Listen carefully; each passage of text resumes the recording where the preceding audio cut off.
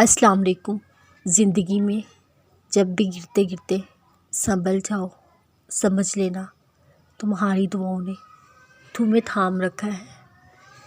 وہاں بیٹھ کر رونا بہت سکون دیتا ہے جہاں اللہ کے سوا کوئی دیکھنے والا نہ ہو، تمہارا گمان بھی نہ ہوگا، وہاں سے تدبیریں نکل آئیں گی۔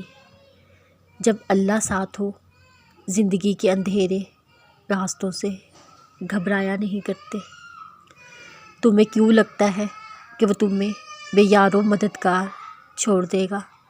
تمہیں کیوں لگتا ہے وہ تمہاری زندگی کو ایسے بے رنگ چھوڑ دے گا؟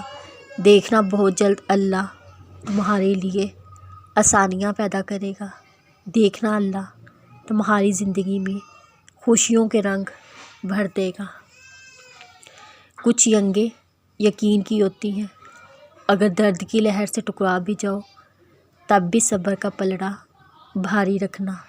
جسے تم بے بسی کہتے ہو، وہی صبر کی وہ حد ہے جہاں فیصلے تمام ہوتے ہیں۔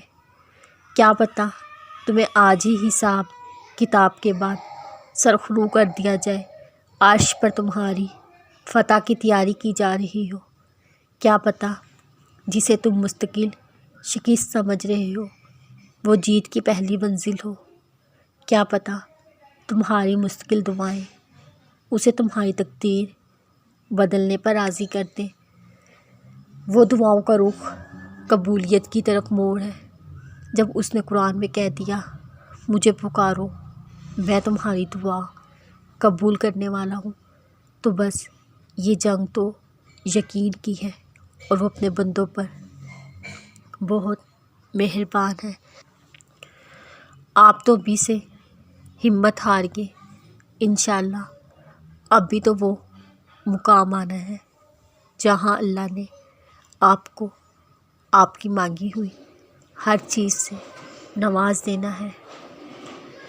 حقیقت یہ ہے اللہ انسان پر بڑا فضل فرمانے والا ہے، مگر اکثر لوگ شکر ادا نہیں کرتے۔ انسان دعا کے لیے ہاتھ تب اٹھاتا ہے جب اللہ توفیق دیتا ہے۔ اللہ تب بھی توفیق دیتا ہے جب اس نے کن فرمانا ہو۔ رب سے مانگ کر نہیں روتے، رب سے رو کے مانگتے ہیں، یقین کے ساتھ اللہ پر بھروسہ رکھ کے۔